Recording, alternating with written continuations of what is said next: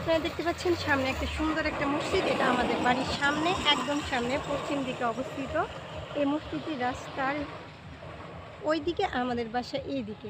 আর রাস্তার এই দিকে দেখবেন, আমি মসজিদের আপনাদের সকলকে এদিকে একটু ঘুরিয়ে দেখাই। এ দেখেন অনেক বড় একটা জায়গা, যেদিকে আপনার কিছুক্ষণ আগে বৃষ্টি হয়েছে।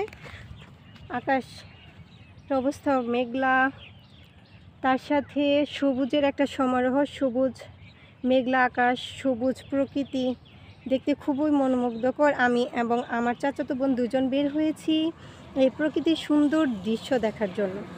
আর আমরা চেয়েছি যে আপনারা সবাই আমাদের সাথে এই সুন্দর প্রকৃতির দৃশ্য উপভোগ করেন। আপনারা এইদিকে দেখেন, খুব সুন্দর একটা জায়গা। আর দেখেন মনোমুগ্ধকর। যখন কারো মন খারাপ হবে, আমি মনে করি আমার যখন মন খারাপ হয় বা আমার চাচাতো বোন বা আমাদের বাড়ির কারো মন খারাপ হয়, এরকম দৃশ্যে আমরা ঘুরতে বের হই, বৃষ্টিতে ভিজি। এটা একটা স্বাভাবিক আমাদের জন্য।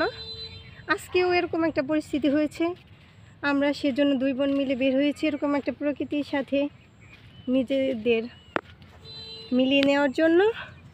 আপনারা দেখতে পাচ্ছেন অনেক দূর পর্যন্ত সবুজ আর সবুজ। আসলে আমরা সৌভাগ্যবান এবং সৌভাগ্যবতী হতে পারেন, এরকম বাংলাদেশের প্রকৃতির মাঝে আমাদের জন্ম।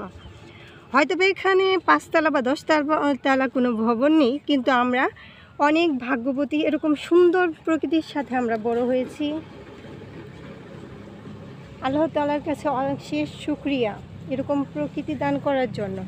আপনাদের সকলকেই আমাদের সাথে থাকার জন্য ধন্যবাদ। আসসালামু আলাইকুম।